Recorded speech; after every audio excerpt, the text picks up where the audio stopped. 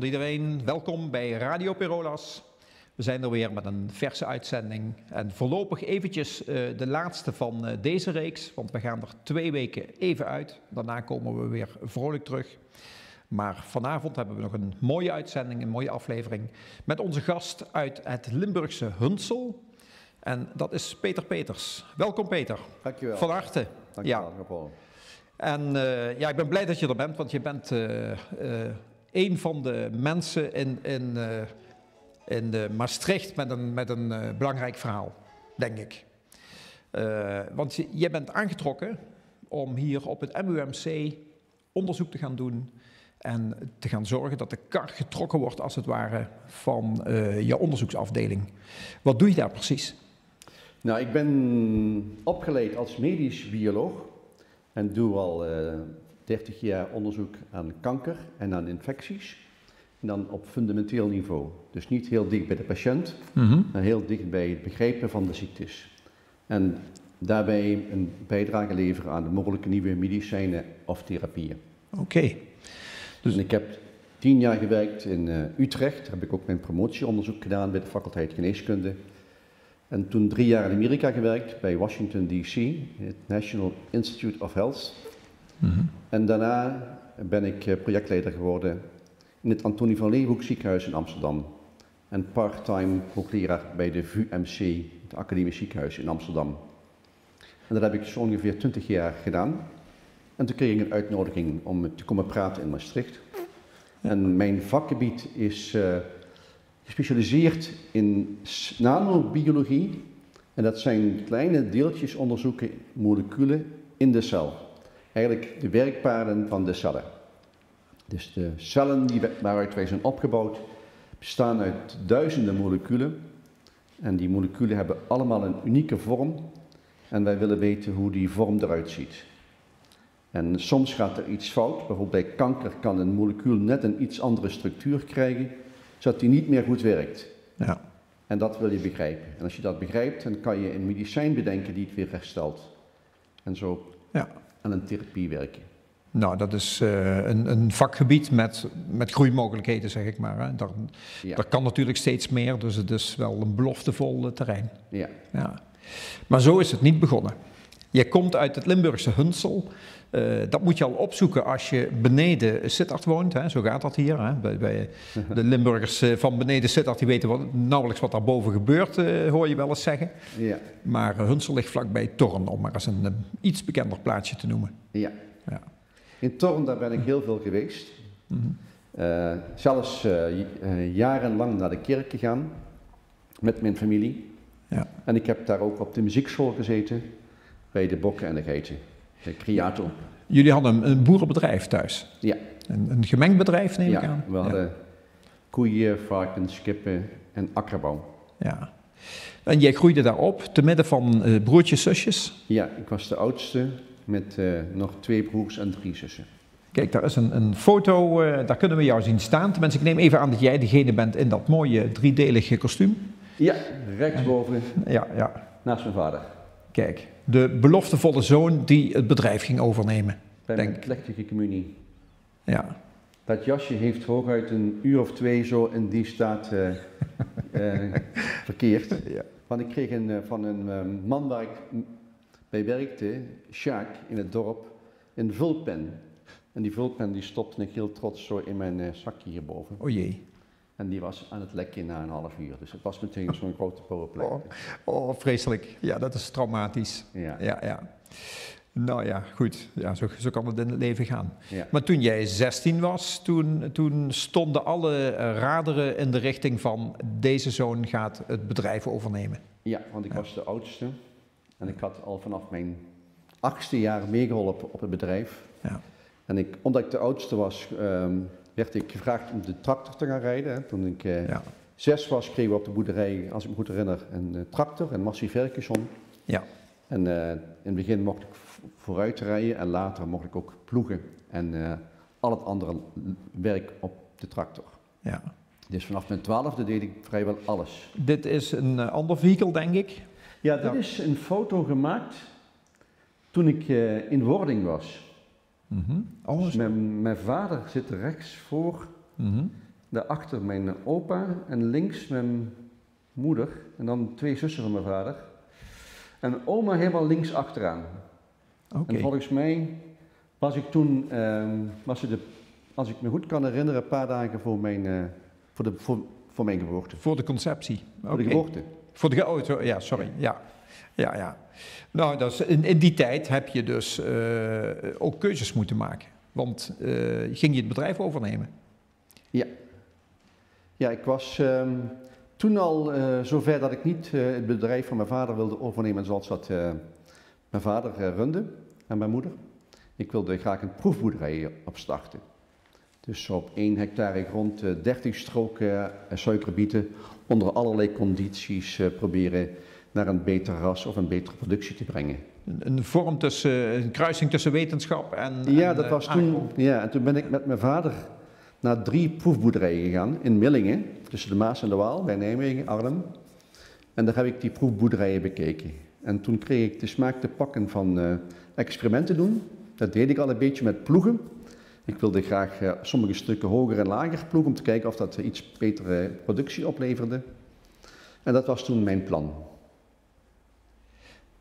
En toen ging ik op weg naar huis van Millingen in Heidhuizen naar een KI-station voor kunstmatige inseminatie. En daar zag ik voor het eerst een stier op een kunstkoe springen. En toen dat gebeurde, ja, dat was voor een jongen van 16 natuurlijk indrukwekkend, ja. Werd het sperma opgevangen en boven onder een microscoop bekeken. En toen zag ik voor het eerst spermacellen onder een microscoop. En de veearts die vond dat interessant, dat ik belangstelling toonde. En die liet me toen een embryologieboek zien. En liet me zien hoe de embryogenese is van een bevruchte eicel. En dat was zo interessant dat ik dacht, ja, ik wil hierin verder. Heb ik een hele nacht niet geslapen. En de volgende ochtend mijn vader verteld dat ik de boerderij niet ging overnemen. Het was echt een keuze binnen 24 uur. Ja. En mijn vader was hartstikke blij met mijn besluit. Oké. Maar ja, ik had de ambachtschool af, de LTS. Dus het was nog eventjes een stap zetten naar een volgende laboratoriumopleiding. Dus de directeur van de ambachtschool in Heidhuizen heeft enorm zijn best moeten doen om de directeur in Venlo van de laboratoriumschool te overtuigen dat ik toch de moeite waard was. Maar daar heb ik uiteindelijk het mbo gedaan met uiteindelijk in Utrecht mijn stage in een centrum voor baarmoederhalskankeronderzoek. En daar deed ik microscopie aan baarmoederuitstrijkjes. Ja. Dus die microscopie is mijn leven lang bij me gebleven. Ja, microscopie. Je zei het al, je hebt op het Antonie van Leeuwenhoek ziekenhuis heb je gewerkt. Ja. Maar die had sowieso al jouw belangstelling gevangen. Antonie van Leeuwenhoek staat ook bekend als de man met de eerste goede microscoop. Klopt, ja. Dus, ja. Daar hebben we ook een plaatje van. Eerst een plaatje van Antonie van Leeuwenhoek zelf. Hè. Dit is een schilderij van de man. Hij heeft het microscoopje in de hand. Een microscoopje. Ja. En op een klein stangetje heb je een puntje. En op dat puntje kan je een druppeltje plaatsen. En dat druppeltje komt op 1 millimeter bij een lens die hij zelf maakte. Dus deze man was de beste in de wereld met het maken van lenzen. Ja. En daar zie je links het microscoopje nog beter. En dan zie je ook dat kleine puntje uitsteken. En dan heb je nog een knopje om het nog dichter naar dat lensje te brengen. Zodat je het kon focuseren, gewoon scherp stellen. Dan heb ik gelezen dat ze nog een stuk of 5 van die dingen hebben, de instrumenten door hem gemaakt. Ja. Dat ze zijn aan het zoeken geweest, want het is een onooglijk klein lensje wat hij heeft gemaakt. Dat zit daar dan tussen geklemd, dat kunnen ze blijkbaar niet zomaar eruit halen. En hij verklaarde zelf in die tijd dat hij dat vervaardigd had uit glasblazen, uit een vernieuwde techniek. Klopt. Maar dat bleek dus niet te kloppen. Ja. Hij heeft geprobeerd iedereen op een dwaalspoor te krijgen, Klopt, blijkbaar. Ja. Hij sleept ze dus. Ja. Waarschijnlijk op een hele slimme manier. Ja. Ja. Want een klein instrumentje, maar goed, het voldeed waarschijnlijk dus. En die tekeningen die je daarnaast zag, dat zijn resultaten van hetgene wat hij dan zag. Ja. Ja. Dus zij kon voor het eerst hier zie je, allerlei micro-organismen zien in het water. Ja. Maar ook bij kleine doorsneden van planten en van wortels zag hij celdeling en hij zag de spermacel voor het eerst bewegen. bewegen. Ja. Dus dat was spectaculair. Ja. En hij stuurde zijn Nederlandse brieven naar Engeland, toen werden ze vertaald. Oh ja. En dan werd het gepubliceerd in de Royal Society. Dus hij was wereldberoemd eigenlijk. Ja, in die tijd was hij beroemd, ja. Prachtig. Ja. Dat heeft je dus geïnspireerd om te denken over hoe klein kun je kijken. Ja, en wij kijken nu een factor miljoen meer detail. Ja, daar heb je een mooi plaatje ons van geleverd. Dat is dit plaatje. Dan moet je even toelichten hoe dit precies werkt. Ja, als je de stap zet van de wereldbol naar een voetbal, dan ga je 100 miljoen keer naar een kleiner detail kijken. Of als je de voetbal 100 miljoen keer vergroot, dan heb je het formaat van onze wereldbol. Ja. En diezelfde factor van 100 miljoen maken wij in ons laboratorium met een microscoop. Dus Van die voetbal. je kunt uit je lichaam, uit je long, de grootte van een bal, kan je een klein stukje halen. Dat kleine stukje kan je dan die 100 miljoen keer vergroten. Ja. En dan pas wordt het voor ons interessant. En dat is dus eenzelfde vergrotingsstap als van die bal naar de wereldbol. Dus dan hebben mensen een idee wat nanobiologie is. Nanobiologie is dus kijken naar kleine details op een miljoenste millimeter. Dus als je een millimeter in een miljoen plakjes snijdt, dan zit je op ons niveau te werken. Ongelooflijk. Ja, Ja, dat kunnen we eigenlijk nog niet voorstellen, want het is waanzinnig klein. ja. Dat lijkt me heel fragiel allemaal. Als je het erop blaast, dan verandert het al misschien als je niet oppast. Maar alle onze eiwitten die we in het lichaam hebben, zijn tussen de 5 en de 50 gemiddeld gesproken nanometer. Ja. Dus dat is de wereld van de nanobiologie. Nou, daar heb je ook een plaatje van. Dat is de tuberculose, niet eens de tuberculose bacil, maar dit onderdeeltje hoort daar wel bij, geloof ik. Ja, je ziet hem daar al ronddraaien. Er is symmetrie, zoals jullie zien. Hè? 7 keer hetzelfde eiwitcomplex bij elkaar gezet, met daarbovenop nog in het rood 3 van die eiwitten en in het groen ook. Sorry, 6 een hexamer en dan die 3 rode. En dat is een eiwitcomplex wat op de tuberculosebacterie zit. En die zorgt ervoor dat er giftige stoffen die aangemaakt worden in de bacterie door dit kanaal, want je kunt het zo meteen weer zien, dat heeft in het centrum een klein kanaaltje van ongeveer, ik geloof 8 nanometer. Daar kunnen die stoffen doorheen en kunnen dan schade aanrichten in het lichaam. Dus die bacterie die net als bij corona, die gaat met hoesten en gaat die van de een naar de ander, komt in jouw lichaam terecht, komt in de longen, gaat daar naar de witte bloedcellen. En de witte bloedcellen zijn in staat om heel snel die bacteriën op te eten en dood te maken. Maar de tuberculobacterie is in staat om dat te voorkomen. Want wat die doet is via dat naaldje stofjes naar buiten spugen die in het maagje van die witte bloedcellen dat maagje kapot maken. Oh, ja. En als het maagje kapot springt, dan kunnen die bacteriën uit het maagje. En in het maagje is het zuur en dan heb je allerlei afbraakenzymen die bacteriën kapot maken. Maar daarbuiten is het milieu veel beter, veel meer voedingsstoffen en dan kunnen die bacteriën delen. Dus die delen een keer of 5, 6 keer. Dan heb je zo'n 50 bacteriën die dan ook weer verder gaan. Die gaan dan die cel kapot maken en dan kan die 50 andere witte bloedcellen infecteren. Dus dat is een heel moeilijk te bestrijden ziekte dan. Althans, door je witte bloedlichaampjes, die kunnen er niet goed mee omgaan. Nee, witte bloedlichaampjes kunnen er niet goed mee omgaan. Wat het lichaam doet is soms inkapselen. Dan krijg je tuberculose die jarenlang in je lichaam blijft, omdat die een gevecht aangaat met het immuunsysteem. En het immuunsysteem is in staat om dat af te remmen. Maar op een gegeven moment, als je dan minder goede voeding hebt, of je hebt een immuunsysteem wat niet goed meer werkt, zoals bijvoorbeeld bij kankerpatiënten, of bij patiënten die nu een nieuwe immunotherapie krijgen, dan kan die bacterie weer ontsnappen uit dat ingekapseld geheel. En dan gaat die ziekte En dan gaat die de ziekte weer uitbreiden. O jee, ja. En Dus tot voor kort was dit de nummer 1 meest dodelijke infectieziekte in de wereld. En op de tweede plaats kwam malaria en op de derde plaats AIDS. En daar is nu plotseling corona bijgekomen in die top 4.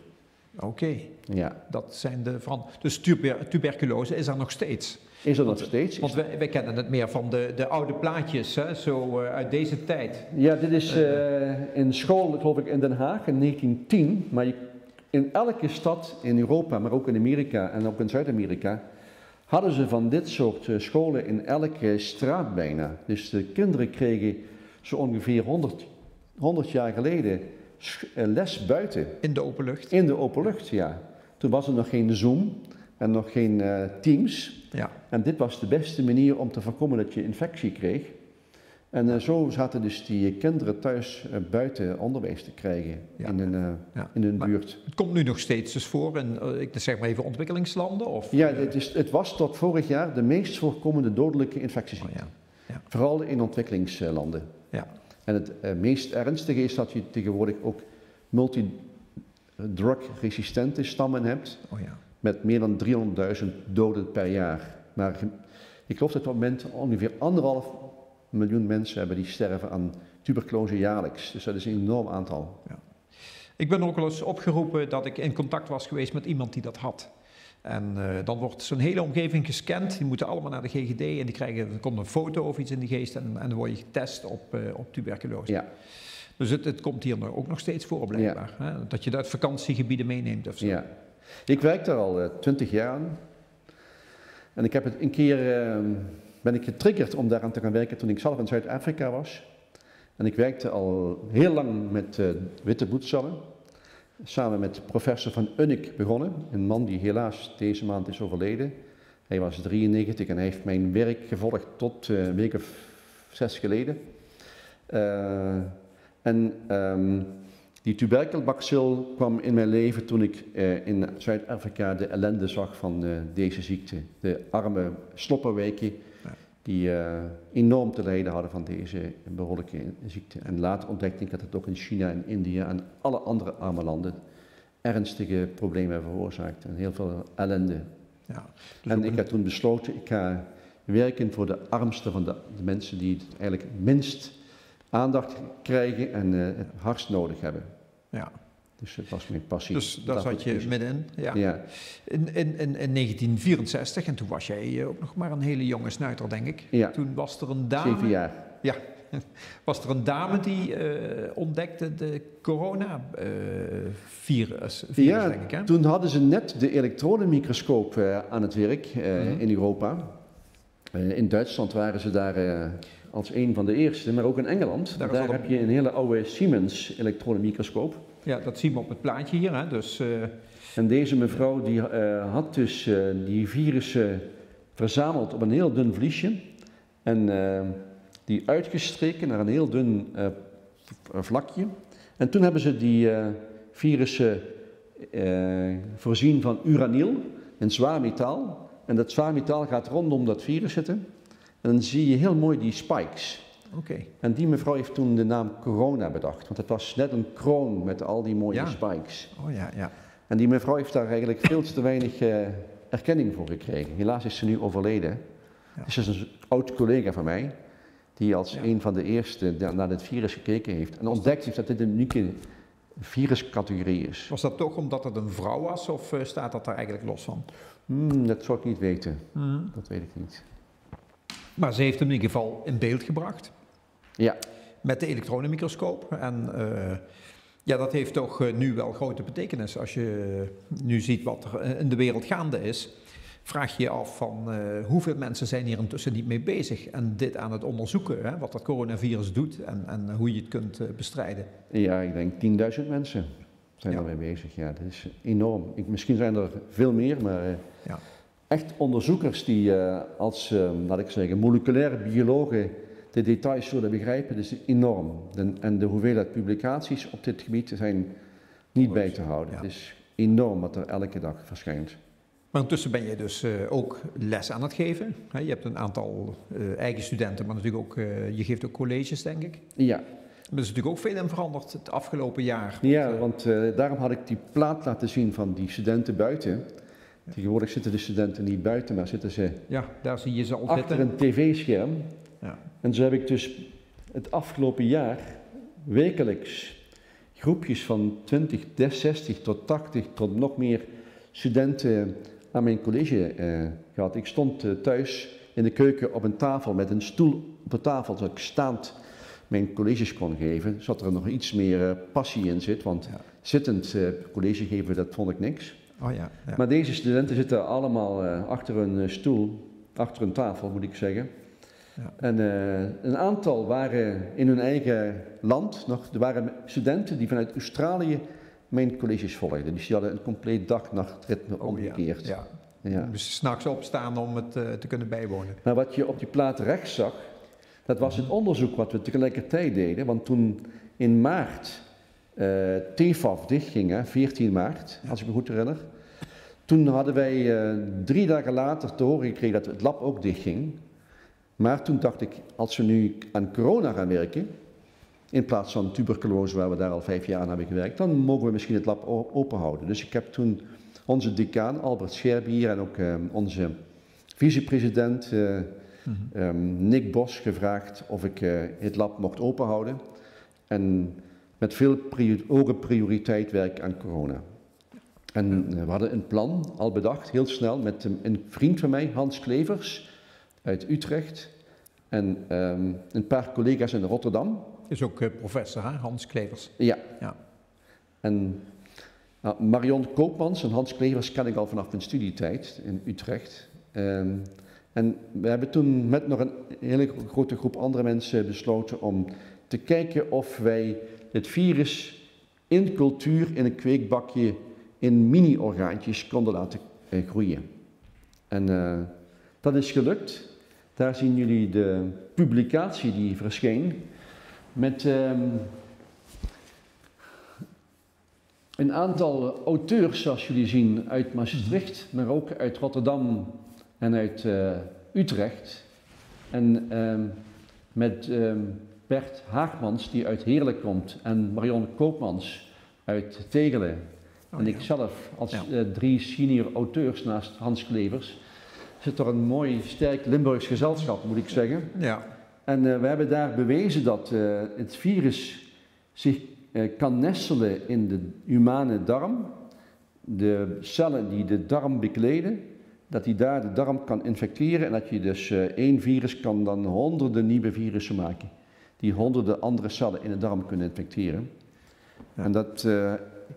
we zagen dat patiënten darmklachten hadden, diarree. Dat is niet waar men toen meteen aan dacht, maar dat bleek later toch duidelijk een component te zijn van potentieel deze ziekte.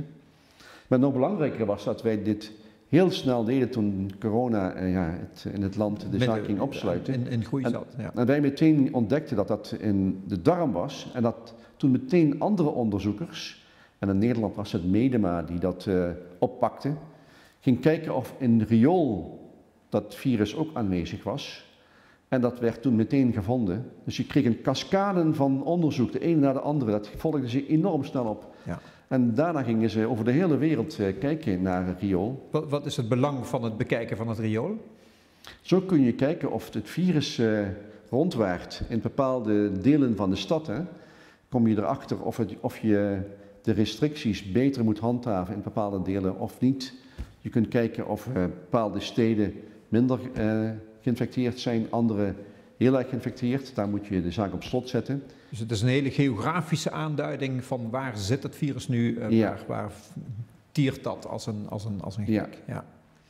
Ja, dat is wel belangrijk geweest dan, want dat kun je natuurlijk in alle werelddelen meteen toepassen. Ja, die publicatie die kwam ongeveer, als ik me goed herinner, 7 weken na dat wij met het onderzoek zijn begonnen. Dat is nooit eerder voorgekomen in mijn hele carrière. En we hebben het op vrijdag naar de editor gestuurd in Washington D.C. van het tijdschrift Science.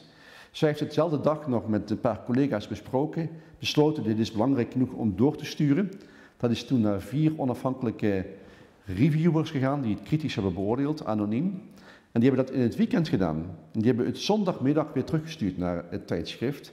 En maandagochtend hadden we al de commentaren op ons werk. En toen hadden wij ongeveer 4 dagen tijd om daar weer op te reageren en alles te corrigeren of vragen beantwoorden. En zo hadden we het volgens mij binnen 7 dagen online. Wow.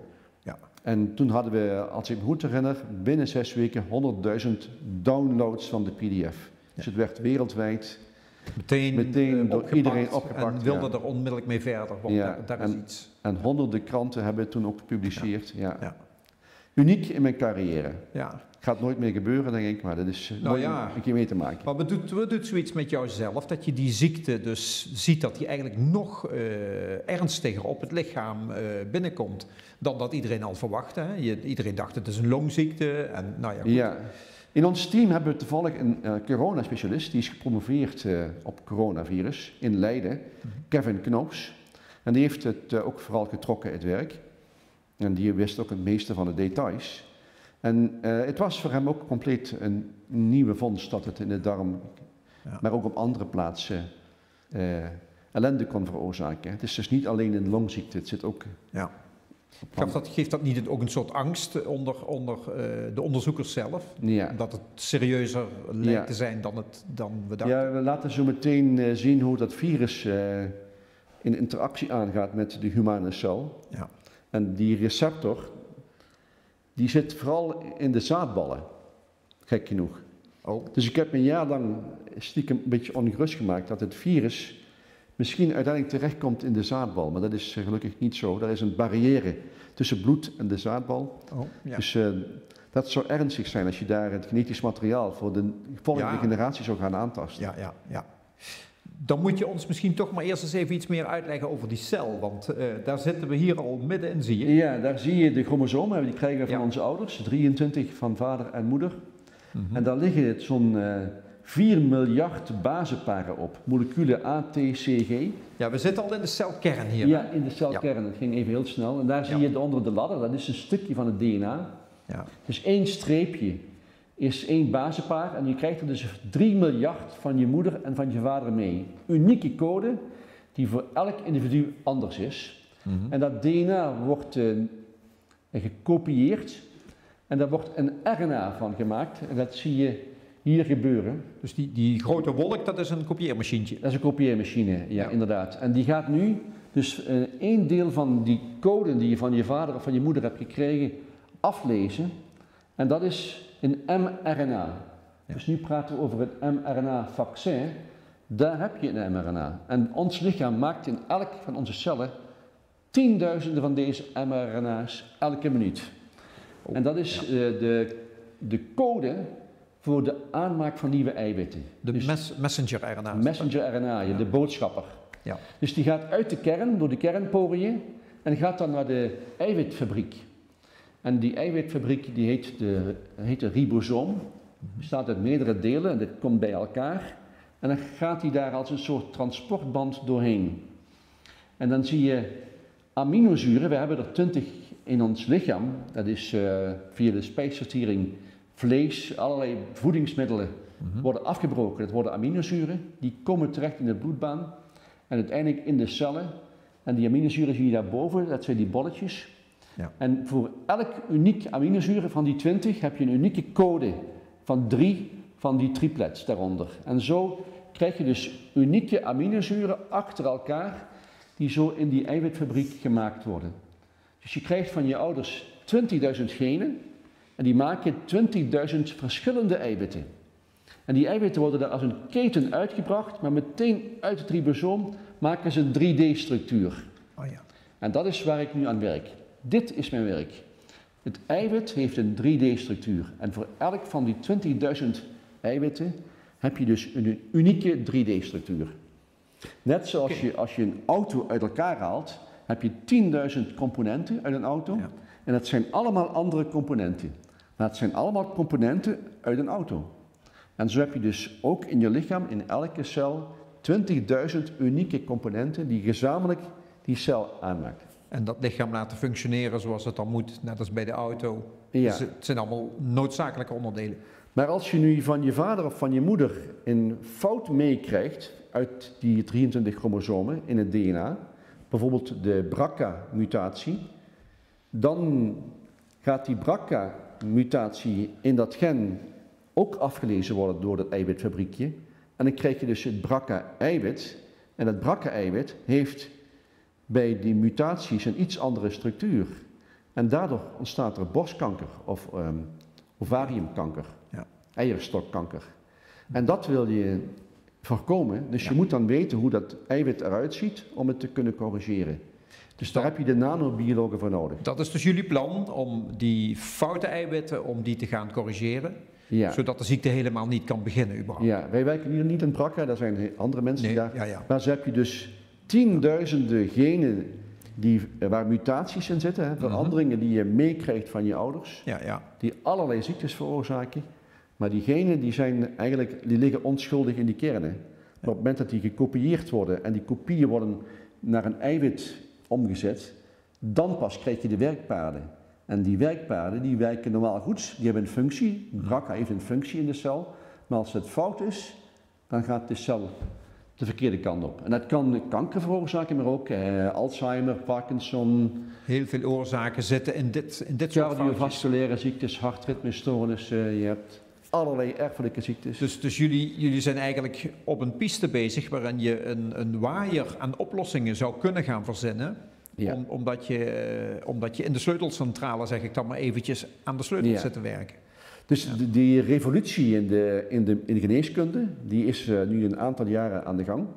Waarbij we dus op basis van 3D-structuur een drug ontwerpen. Ja. En het beste voorbeeld is de drugs die ze gebruiken nu voor AIDS. Dus de cocktail van die AIDS-remmers, dat zijn 3 verschillende medicijnen. Ja. Zijn alle 3 gemaakt op basis van de structuur van het AIDS-virus. Men weet precies hoe het AIDS-virus ook in de cel geïnfecteerd wordt. En als je dat kunt remmen door die 3 medicijnen aan te bieden, kan je dat compleet blokken. Ja. Dus daar is laat ik zeggen, de grote belofte neergelegd en bewezen dat het kan. Want nu hebben we in Nederland geen probleem meer met AIDS. Mensen krijgen die cocktail en die kunnen dat virus hun hele leven onder controle houden. Ja, het zit er natuurlijk wel, maar ze hebben het wel in de teugel. Ja. Oké. Fascinerend. We hebben nog een plaatje, dat moet je me ook maar eventjes toelichten. Dat is dit hier. Ja. Ik liet net in de gauwigheid dat filmpje zien met een mRNA-code. Deze virussen hebben ook mRNA in het blaasje zitten. Dus we zien dit op tv bijna dagelijks. Dit is het coronavirus? Ja, 60 nanometer in omvang ongeveer, 60, 70 nanometer. En die spikes, die rode, die zijn 20 nanometer. Die gaan door de membraan heen. Dus wat je in het groen hebt is een lipidelaagje, een klein blaasje. Vergelijkbaar met als je zo'n zeepbelletjes maakt en je blaast, dan krijg je allemaal van die blaasjes. Ja. En die blaasjes zijn lipiden. En als je goed je handen gaat wassen, dan lossen die lipiden op en dan zijn die virussen meteen kapot. Lipiden zijn een soort vetten eigenlijk. Vetten, ja. En wat je daaronder zag was dus de code van het mRNA. Dus dan zie je 4 letters en die 4 letters die vormen samen die code. En dat die hele streng is dus codeert voor 1 eiwit. Ja. Dus het spike-eiwit is dus 1 van die mRNA's. Dus het virus lijkt veel op ons lichaam eigenlijk ook. In heel veel, ja. Dat doet hij ook moeite voor om... Hij lijkt niet op ons lichaam, maar de machinerie om eiwitten te maken lijkt... Bedoel ik, die gaat hij benutten. Ja. Want die steelt gewoon de ribosomen in de humane cel. Ja, de slide die daarachter zat, verklaart daar ook iets meer over. Dat is dit verhaal. Ja, dus wij krijgen, dat noemde ik eerder al, 3 miljard DNA-paren van onze ouders. Ja. Dit virus brengt binnen een heel stuk minder DNA. Eigenlijk niet DNA, maar meteen RNA. Dat zijn er maar 30.000. En dat zijn dan een stuk of 15, geloof ik, eiwitten. Die 16 zie ik daar staan en dan nog een keer 10 die erbij horen. Dat zijn de eiwitten gezamenlijk die afgelezen gaan worden. Dat zijn de eiwitten die nodig zijn om het virus te maken en te zorgen dat die machinerie werkt om die eiwitproductie in de gang te krijgen. Oké, ja. En één daarvan is dan dat spike-eiwit wat er zo uitsteekt. Ja. En dat spike-eiwit, dat wordt nu gebruikt als vaccin. Ja. Nu is het wonderlijke dat jij niet alleen dit onderzoek mee begeleidt en initieert, maar dat je dus ook de middelen om dat onderzoek te doen, de apparatuur zal ik dan maar eventjes zeggen, dat je daar ook een rol in speelt om die verder te brengen en toegankelijk te maken voor andere onderzoekers in de wereld. Ja. Je werkt met name aan het zorgen dat het preparaat goed gemaakt kan worden voor elektronenmicroscopen. Ja, één andere helft van mijn hersenen is niet biologie, maar dat is nog steeds techniek, hè? De techniekontwikkeling. Ja. Want alleen maar met techniekontwikkeling krijg je vernieuwing in het onderzoek. Met nieuwe apparaten ontdek je nieuwe dingen. En Maastricht heeft een lange historie in het maken van preparaten die goed zijn voor elektronenmicroscopen. En mijn voorganger Peter Frederik heeft daar naam mee gemaakt. Die heeft de Vitrobot ontwikkeld. Laat ik straks nog een klein foto zien. Daar is hier een plaatje van een reeks van die machines. Staat die hierbij? Ja, nu heet het de Vitrojet. Dus wij hebben een opvolger van de Vitrobot ontwikkeld in de laatste 5 jaar. Toen ik hier kwam, toen vroeg het college van de universiteit, de bestuur, mij of ik ook wilde valoriseren en bedrijvigheid kan creëren. Ja. Gebruik maken van de kennisrechtenregeling, proberen bedrijven op te starten. Ja. En wat je daar zag was het apparaat links, wat wij hebben ontwikkeld. En die is nodig om eiwitten heel snel in te vriezen. En vervolgens ga je die dan in al die andere apparaten stoppen. Ja. En daar zie je hoe het apparaat werkt. Dat moet je misschien even toelichten. We hebben hier geen geluid bij gezet. Ja, dit is ongeveer de afmeting van een koelkast. Oh. Dus een vrij groot apparaat, kost 5 ton. En is nu sinds een maand of 5 te koop wereldwijd. We hebben er al 10 verkocht in Japan, in China, in Amerika, in Duitsland, Engeland. En daar heb je zo'n buisje, daar kan één van die 20.000 genen in eiwit op zitten. Okay. Die kan je dan daarin stoppen. En dan is er in het apparaat een klein onderdeel wat pinnetjes uit het automaat haalt. En dat zijn kleine schrijfgereedschappen. Dan heb je ook nog een klein element van een blaadje op te schrijven. Een rond ringetje met daarop een heel dun vlies. En nu gaat het pinnetje, dat druppeltje aanraken en dan komt er een nanoliter van dat druppeltje op dat vlies. En wordt nu een 50 nanometer dunne laag opgeschreven. Oh jee. En die 50 nanometer dunne laag, die mag niet verdampen. Oh ja. Natuurlijk, want dan is die meteen het hele eiwit kapot. Dus dat moet in speciale condities moet dat zich voltooien. En je kunt zien hoe dat schrijven plaatsvindt. Je kunt dus beoordelen of het al of niet goed gegaan is. En als dat gelukt is, dan wil je zo snel mogelijk dit invriezen in de vloeibare ethaan. En dat zie je nu. Daar hebben we links en rechts een jet van ethaan en die schiet met hoge snelheid op dat vlies. En zo wordt het eiwit dun ingevroren. Onmiddellijk geconserveerd. Ja. En dan gaat het bij min 150 naar een kleine cassette. En in die cassettes wordt het opgeslagen. En vervolgens kan je dan die dunne preparaten in die elektronenmicroscopen plaatsen die ik net liet zien. Ja. En die microscopen die worden allemaal in Eindhoven gemaakt. Bij ASML? Of? Nee, dat is ook een oude dochter van Philips. Dit keer heet het nu sinds kort Thermo Fisher. Het was ooit FEI. Het was ooit daarvoor Philips. En daar werken nu een paar duizend mensen met bedrijven in Praag, Amerika en op andere plaatsen. Dus Nederland vervult wel een hele bijzondere rol eigenlijk. Ja, want 98% van de elektronenmicroscopen is een product uit Eindhoven. Ongelooflijk. Die uiteindelijk naar dit soort details kunnen kijken. Ja. Die zijn echt marktleiders. En dat is een enorm succes voor Nederland. Daar komen dus plaatjes uit. Ja. Dat ga je straks iets nader toelichten als we gaan kijken naar een zaadcel. Ja. Maar we gaan eerst even kijken naar een coronavirus. Ja. Want daar kun je hier misschien iets meer over vertellen. Ja, dit is dus een schematische tekening van het coronavirus. En dat, als die een cel infecteert, dan maakt die dus een contact met een receptor, vergelijkbaar met een sleutel en een slot. Ja. En als de sleutel niet past in het slot, krijg je geen infectie. Dus het moet een hele specifieke verbinding zijn. Ja. En dat gebeurt in de mond, in de longen, maar ook in de darmen. Ja. En dan gaat het virus naar binnen toe. Oh ja. En dan heeft hij dus dat pakketje met het RNA naar binnen gebracht. En dan kan het RNA van het virus op de humane ribosomen de eiwitfabriek maken. En dan gaat hij zijn eigen eiwitten maken. Zichzelf vermenigvuldigen. Ja. Wat je absoluut niet wil natuurlijk, maar ja, het gebeurt. Dus dat wil je voorkomen. Dus wat je wilt is voorkomen dat die receptor, die sleutel-slot interactie plaatsvindt. Je wilt als het ware zand gooien in het in het mechanisme. slot, zodat de sleutel er niet meer in past. Ja. Maar dat is heel slecht, want die receptor heeft een biologische functie. Dus daar wil je eigenlijk niet aankomen. Dus wat je moet doen is de spike proberen te voorzien van zand. Ja. Hè?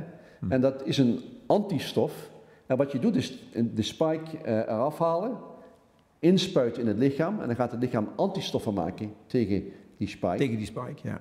En dan ga je dat vervolgens... Dus die maakt hem ongeschikt voor hechting aan de cellen. En dat is de oude manier van een vaccin maken. Of je gaat het virus helemaal inspuiten, een doodsvirus wat je kapot hebt gemaakt, verhit, en dan inspuiten en dan maak je antistoffen tegen van alles en nog wat, ook wat in de cellen zit. Ja. Daarna gingen ze de spikes maken in de fabriek, maar dat zijn eiwitten die zijn heel fragiel. Dat wil je liever niet. Het blijkt nu dat het veel beter is om die cellen te voorzien van een mRNA. En die mRNA die kan je ook via blaasjes in het immuunsysteem brengen, via een vaccinatie.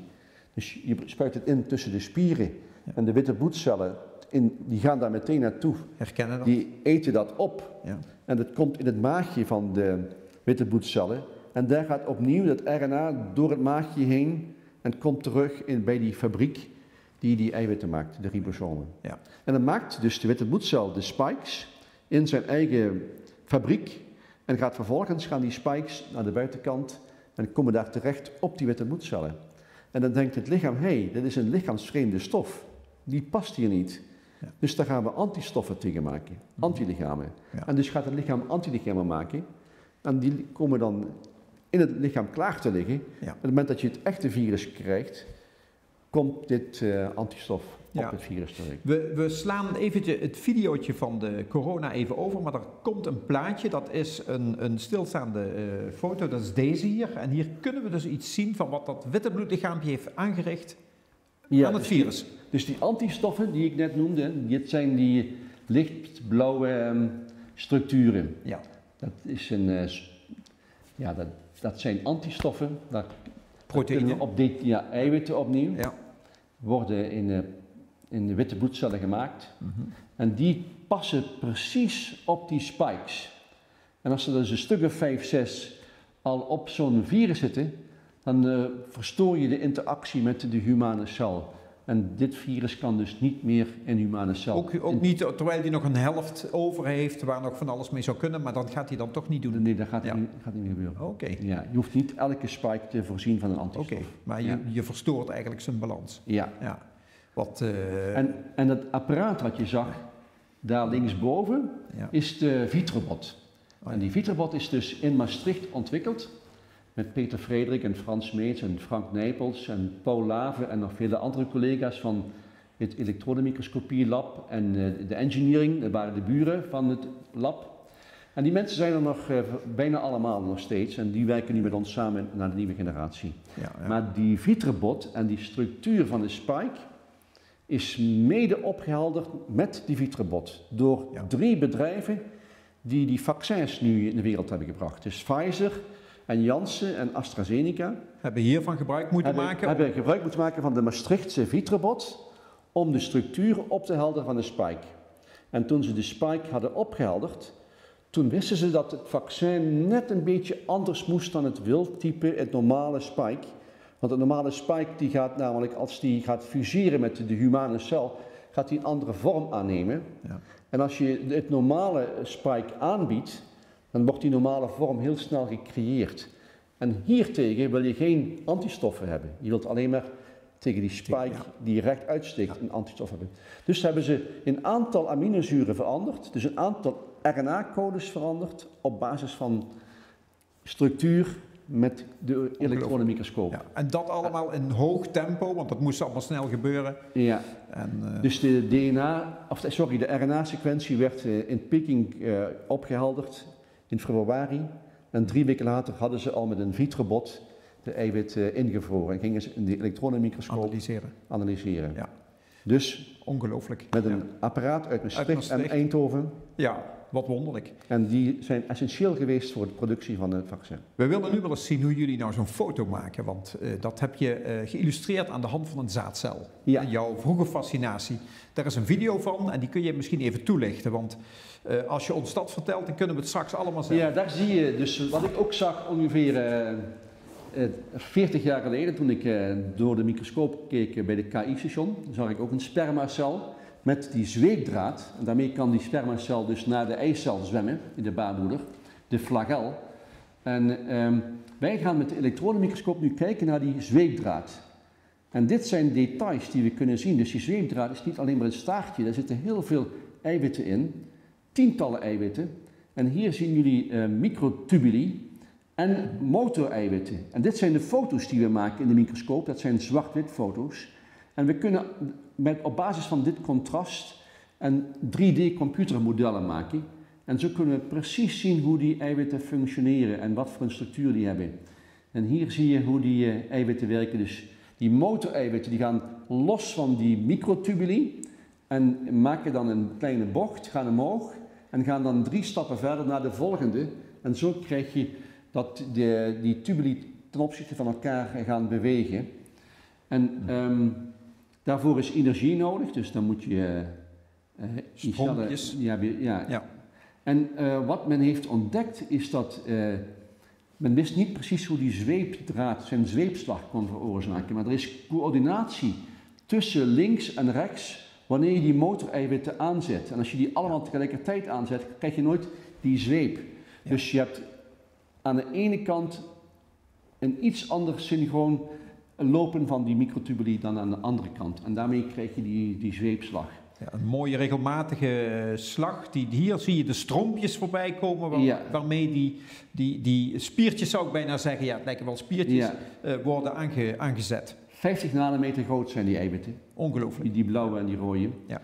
En je denkt misschien, waarom doe je dat nou? Nou, er zijn heel wat mensen die hebben problemen met fertiliteit. Hè? Die hebben geen goed zaad wat niet goed beweegt. En door hier naar te kijken kan je dus onderzoeken wat er fout gaat. Ja. En kan je opnieuw weer medicijnen bedenken die dat kunnen verbeteren. Ja. Dus dit is nanobiologie op zijn best. Maar hier zijn jullie jaren mee bezig? Of hoe lang zie je? Ja, dit is een Duitse collega van mij die nu in Amerika werkt. En die is daar al 20 jaar mee bezig. Dus die kent elk klein detail van die zaadcel tot in detail. Ja. Ongelooflijk. Ja. Maar dat heeft dus die technologie heeft dat gebracht, de nanotechnologie, dat we tot op het molecuul bijna kunnen zien. Niet bijna, hoe geheel. Ja. Geheel dus. Want er is niks meer daaronder. Je had het over die zwart-wit fotootjes, die zijn eigenlijk best wel onscherp. Tenminste, zo komt dat op mij over. Ja. Maar hoe maken jullie die nou scherp dan? Nou, ze zijn in principe scherp, maar je hebt weinig contrast. Dus ze zijn heel scherp, maar geen contrast. Oh. En wat je doet is 10.000 van die foto's maken. En dan ga je alle foto's die een beetje deze structuur hebben op elkaar leggen. En als je er een paar honderd hebt, wordt het plotseling een scherper plaatje. Okay. Van een andere vorm ook. En zo ga je die middelen. Ja. En op een gegeven moment krijg je dus 10.000 foto's van allerlei varianten van de positie ten opzichte van het molecuul zelf. En zo kan je dan een 3D-reconstructie maken. Kijk hier, we krijgen nog een gast. Nee, hij gaat wel liever terug. We hebben onze technicus heeft thuis ook een hondje en dat is volgens mij een vrouwtje. Dus we gaan onze Max, die gaan we hier moeilijk op de schoot krijgen, maar dat is ook niet zo erg. Want we gaan eventjes naar jouw boerderij. We hebben een prachtig videootje waar jij op de tractor rondrijdt. Dat is waarschijnlijk door je partner gemaakt of iemand die jou nabij staat. En die heeft zich vermaakt met het feit dat jij hier op een historisch vehikel door de wei gaat om het gras te keren, zo te zien. Ja, dit is mijn eigen weiland, een erfenis van mijn ouders. Maar land van mijn overgrootouders. En die tractor is net zo oud als ik, 63. En die hooidraaier die is nog 20 jaar ouder. Die was eerst 20 jaar in gebruik bij de paarden. En die staat een beetje omgebouwd voor de tractor. En wat ik doe is daar het grasland zelf maaien en dan daarna hooien en het gras verzamelen. Dus het boerenleven zit nog steeds in je eigenlijk? Ja, elk weekend, elke zaterdag en zondag werk ik met veel plezier in deze Maar voordat we jou terug positioneren in de oude ambachten van Einighausen, zou ik bijna zeggen, hè, die vinden ook ieder jaar plaats. Je bent ook een fervente zeiler. Je liet een filmpje zien van waar je op een zeilboot zit. Nou, dat ging ook niet zachtzinnig eraan toe. Ja. Dat was nog een tikje avontuurlijker dan de Massey Ferguson tractor, denk ik. Ja. Nou, dit was overigens een lans, by the way. Maar inderdaad, dat zeilen is mijn oude passie. Toen ik in Amerika werkte 3 jaar lang, toen ging ik daar in dat instituut waar ik werkte, naar de zeilschool. Die hadden 6 zeilboten. En je kreeg dus daar, als je wilde, een zeilcursus op de Chesapeake Bay. Ja. Een hele mooie inham van de Atlantische Oceaan bij Annapolis. En daar heb ik het zeilen geleerd. En ik werd zo enthousiast dat ik ter plekke een zeilboot heb gekocht en meegenomen naar Nederland op een trailer. O jee. Ja, ja. En daar heb ik 20 jaar mee gezeild. Die heeft in Volendam en Edam gelegen. Dat is nogal een impulsieve keuze geweest, maar je hebt dat gewoon zo gedaan en dat gaat. Ja. Dus heel vaak, 's avonds in de zomer, ging ik meteen van het Antonie van Leeuwenhoek ziekenhuis met mijn partner of met collega's of vrienden naar die boot en dan tot 1:10 zeilen. En het weekend soms naar Friesland of naar de Waddenzee. Is dat een voorwaarde om je werk goed te kunnen doen? Dat je zo snel kunt schakelen? Je woont ook op 3 plaatsen in Nederland, geloof ik, hè? Ja, ik heb een huis in Amsterdam en in Hunsel en hier in Maastricht. Naast het Bonnefante Museum, inderdaad. Ja. Dus je creëert je wereld zo dat je snel kunt schakelen en naar je instituten toe kunt om je werk te doen. Ja. Ik hou niet van dagelijks op en neer reizen in files. Oh zo, oké. Ja.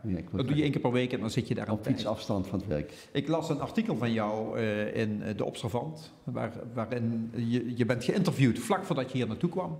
En toen zei je dat je de latrelatie, daar zag je nog het meeste tegenop, omdat je ver uit elkaar zou wonen. Jouw partner is ook op een ziekenhuis werkzaam. En jullie moeten elkaar dus op afspraak dan gaan zien. Ja, wij hebben inderdaad een latrelatie. En dat gaat nu wonderbaarlijk goed, al meer dan 5 jaar. Zij is patholoog, klinisch patholoog in het Antonie van Leeuwenhoek ziekenhuis. En doet dus diagnostiek aan kanker. En wij ontmoeten elkaar op meestal vrijdag, zaterdag en zondag. Kijk eens aan. En sinds COVID kan ze op maandag thuiswerken. Oh ja. Want we hebben nu ook digitale pathologie, dus je kunt met de microscoop op afstand werken tegenwoordig. Je hoeft niet meer zelf achter de microscoop te zitten. Je kunt het preparaat inlezen en dan kan je thuis de hele diagnostiek doen. Dus alle patiënten uit heel Nederland, die komen dan bij ons op de boerderij binnen. En dan is er een dag lang niks anders dan diagnostiek. En dan kun jij preparaten bekijken. Ik kan zo meekijken, ja. En er staat niet in het laboratorium iemand voor jou de boel klaar te zetten. Dat gaat eigenlijk geautomatiseerd dan. Ja, dat geldt ook voor onze microscopen. Dus dat hele coronawerk met het kijken naar die virussen in die darm, hebben we met een stuk of 4, 5 mensen thuis gedaan. Dus 1 persoon die stopt het preparaat in de microscoop, die maakt 10.000 foto's. Dat wordt net als Google Maps 1 file. En dan kan je die thuis downloaden en dan kan je die uitvergroten. En dan weer terug naar lage vergroting, weer uitvergroten. En zo ga je zoeken naar cellen en dan ga je kijken of er in de cellen virussen zitten en waar ze zitten enzovoorts. Geweldig. Ja. Ongelooflijk, dat hadden we niet kunnen bedenken. Maar er zijn inmiddels chirurgen die op afstand opereren, weet je. Dat is natuurlijk ook een ontwikkeling die plaatsvindt. Maar dit had ik nog niet gehoord. Maar dat is toch wel heel bijzonder, ja. Dus daar spelen jullie apparaten eigenlijk ook een grote rol in. Het maken van die preparaten, het automatiseren daarvan, het zorgen dat ze klaarstaan. Ja. Ja, wonderlijk. Het bedrijf wat we hebben, we werken nu 20 mensen. We gaan naar 80 mensen eind van het jaar, is het plan. We zijn sinds kort verhuisd van Maastricht naar Weert. En daar hebben we een heel mooi pand met nog een pand ernaast waar we al die mensen kunnen plaatsen. En we willen dus heel graag een paar 100 van die apparaten gaan maken de komende 2 jaar. Samen met een bedrijf in Enschede, Demcon is de naam van het bedrijf. En ons bedrijf heet Cryosol. Mensen kunnen het ook nakijken op de website. Ja. En we zoeken heel veel mensen. Het is heel moeilijk om rondom Maastricht techneuten te vinden. Dus mensen met een TU-achtergrond, die zijn hier nog niet te vinden. Hopelijk binnen een paar jaar wel, met de nieuwe faculteit van Science and Engineering. Mm-hmm. Maar we hebben ze nu nodig en het lukt niet om ze hier binnen te halen. Ook niet op een Aken bij de RWTH? Nee. Niet? Jeetje. En Ja. in Weert zitten heel veel mensen die elke dag in de file naar ASML gaan en naar allerlei andere Eindhoven bedrijven moeten. rondom Eindhoven. Ja. En we hopen dus de Midden-Limburgers die een TU Eindhoven achtergrond hebben of een HTS-opleiding, om die enthousiast te maken om voor de file een afslag te nemen naar Weert Ja. en bij ons daar. En het blijft Limburg natuurlijk, want het was een afspraak met de provincie. Toen wij het lab opstartten kreeg ik ongeveer 10 miljoen euro. En was de bedoeling dat we het geld zou terugverdienen met valoriseren. Ja. En dat gaat, als het goed is, lukken. Kijk eens aan. Ja. Nou, dat is een mooi ingeloste belofte en binnen een schappelijke tijd, want zo heel lang ben je er nog niet mee bezig. Nee, we hebben het nu 5 jaar voor elkaar en Ja. ik denk dat we Ja. er bijna zijn. Prachtig. Ja, we willen uiteindelijk 1000 apparaten verkopen in de komende 6 jaar, Ja. maar uiteraard ook nieuwe elementen in ontwikkelen. Ja. En als er plotseling 100 verkocht zijn, komt er een hele hoop geld binnen voor R&D en dan willen we een lab maken, net zo groot als mijn eigen lab hier aan de universiteit. Ja. Maar dan specifiek en alleen maar om het nog beter te maken, nog sneller, heel veel eiwitten met elkaar mengen, cellen invriezen, mini-organen invriezen en dan naar details kijken. Geweldig. Je bent er nog lang niet klaar mee, dat hoor ik al. Nee, het blijft een betaalde hobby. Ja, maar het scheelde niks of we hadden je hier vandaag niet gehad, want jij zat nog in Frankrijk. Dat klopt, ja. Met een hele bijzondere reden, die kende ik ook nog niet, maar jij bent daar naar een tango-festival gegaan. Ja, een Ja. tango cursus. Kijk, Geen festival. We Oké. waren daar met Ja. 12 paren. Oh ja. En 2 paren die docent waren. En dan nog een stuk of 4 vrijwilligers die het eten maar hoe klaarmaakten. komt jouw fascinatie terecht bij de tango? Mijn moeder heeft me leren dansen toen ik 6, 7 jaar oud was. Zij was een van de oudsten in een gezin van 9 en ze vond het heerlijk als ik met haar zussen kon dansen met bruiloften. Dus dat Oh ja, haar eigen zoon, ja de oudste zoon. ja, die, dus ja. die maakte mij klaar om vroeg te dansen. Ja. Op bruiloften en partijen en feesten. En die passie voor dansen heb ik altijd bij me gehad. Dus het, zeg maar de ballroom-stijlen van foxtrot en misschien wel de rumba en de cha-cha, maar in ieder geval de wals. Dat heb ik allemaal helemaal moeten afleren. Oh jee. Want de Argentijnse tango heeft daar niks mee te maken. Oh. En de Argentijnse tango is een complete andere vorm van kunst, zou ik haast zeggen. En daar is het heel belangrijk dat je heel goed luistert naar het ritme. En dat je die muziek helemaal in je opneemt. Bijna allemaal muziek uit de jaren 1910, 1920. Maastricht heeft een hele rijke historie. Heeft een van de oudste dansscholen in Nederland. Met Helen en Peter als docenten. Super, ik raad het iedereen aan. En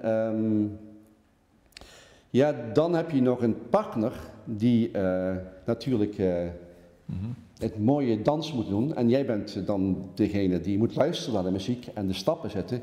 En faciliteren dat die partner de kans krijgt om het mooie stappen te doen. In feite het leiding geven over het hele proces. Ja. Ja, En dat helemaal synchroon. Maar ik heb een filmpje wat ik dadelijk wil laten zien. ja dat mag. Ja. Ja. En dan ga je zien hoe mooi die stappen zijn geïnitieerd door de man. Ja. En hoe de vrouw telkens volgt. En wat je dus doet in die week op die danscursus, is niet allemaal mooie trucjes en pasjes leren. Maar dan leer je dus hoe je van de ene naar de andere gaat. En hoe je luistert naar de muziek. En hoe je dus dat synchrone proces tussen de partner en jou zo voor elkaar krijgt dat het één geheel wordt. We gaan er gewoon naar kijken, naar het clipje. Misschien kun je er iets bij vertellen als je zegt van waar we op moeten letten. Het zijn 3 minuten geloof ik. En dan zitten we ook aan het einde van de uitzending. Ik weet dat er nog auteursrechten berusten op die muziek. Het zou kunnen dat of Facebook of YouTube moeilijk doet over die muziek die daar wordt afgespeeld. Maar we riskeren het gewoon. Het is een prachtig clipje. Wie gaan wij daar zien? Want ik denk dat onze technicus die gaat er dan opstarten. Wij gaan daar... Ja, dit is Roberto en Mira. Dat zijn 2 docenten uit Culemborg in Amsterdam. En met Ine en Peter waren zij de 2 paren die ons dus een week lang 3 keer per dag les hebben gegeven, 1,5 uur. En s'avonds hadden we nog een milonga-avond. En als we de muziek iets harder zetten... Nog harder. Dan gaan we luisteren naar de muziek. Op de laptop met een vinger en hele kleine details. Daar kan je van alles mee doen op die laptop. Ja. En wat je met die tango doet, is hier vanuit de borst, van dit deel, Ja. stuur je je partner aan. Oh. Dus dit deel heeft continu contact met de overzijde. Ja.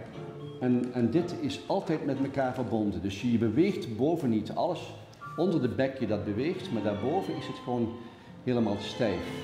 En je ziet dat die man dus met zijn linkerhand en zijn borstbeen, die vrouw elke millimeter bijna kan aansturen. Ja. En niet alleen pasjes zetten, maar ook de rest van het lijf. En af en toe dan is die helemaal bevroren. En dan weet de vrouw, nu heb ik even tijd om een mooie fraaie pas te maken. En dan heeft zij de vrijheid om dus een versiering in de dans te creëren. Ja. Soms zie je hem ook zijn hand even loslaten en dan weer terugzetten. Ja. Even de ontspanning zoeken om dan weer te beginnen. Is dit ook een vorm van communiceren dan? Dit is leadership training, zou ik graag zeggen. Als je dit heel goed doet, dan doe je op een hele zachte manier de juiste aansturing. Ja. Zonder dat je met fors geweld iets aanstuurt. En het wordt bovendien esthetisch bijzonder. Het is een hele fraaie manier van met elkaar dansen. Ja, ik persoonlijk vind het fantastisch. Wij luisteren niet goed naar de muziek. Ja, dat is hier de monitor. Wij kunnen dat hier niet zo goed horen als de mensen in de huiskamer. Maar, en het is natuurlijk ook een beetje primitief opgenomen. En je kunt zien dat je doen totdat je 90 bent. Hè. Mijn vader die heeft tot zijn 90ste gedanst, wekelijks. Geweldig. Mijn moeder ook toen ze nog leefde, die is helaas een paar jaar eerder overleden. En ik ga in die voetsporen hoop ik hem te volgen. Dus ik hoop deze tango te kunnen dansen als ik nog 90 ben. Dat is mijn inzet. Geweldig, Peter. Nou, voor die tijd gaan we je hier nog een keertje terugvragen, want er gebeurt zoveel in zo'n korte tijd. Hè. Je hebt de laatste 5 jaar eens even heel goed op ingezoomd. We hebben echt al een beeld gekregen wat je daar doet. We hebben niet alles kunnen begrijpen, maar dat ligt aan ons, moet je maar denken. Want we hoeven het ook niet allemaal na te doen natuurlijk. Maar super fijn dat je er was. En ik vond het erg de moeite waard en interessant. We gaan ook wat linkjes plaatsen bij de tekst, bij de video, zodat mensen zelf nog wat kunnen opzoeken links en rechts. Maar ik wil je nogmaals bedanken dat je er was. Het was een plezier en dank je wel voor deze uitnodiging. Ik heb het met plezier gedaan. Ik hoop dat de mensen thuis ook ervan genieten. En dat ze ga er maar vanuit. Zien dat wij dit met z'n allen doen, want ik ben niet degene die het alleen doet. Hè. Het is een heel team. Ik wil vooral de mensen in mijn team noemen. Ja. Ik kan ze niet allemaal bij naam noemen, maar het is teamwerk. Het zijn er nog wat. Ja. Hartstikke goed. Nou, dankjewel. Ik zou ook tegen de mensen thuis willen zeggen van, wij komen terug, maar je moet even geduld hebben. We zijn 2 weken, hebben we even vakantieperiode. Er zijn te veel mensen afwezig om dit nog de komende 2 weken te kunnen doen. Maar daarna zijn we er weer met weer nieuwe gasten en we gaan weer zien dat we er een mooie reeks uitzendingen van maken. Nogmaals, ik hoop dat jullie genoten hebben en tot over 3 weken dan.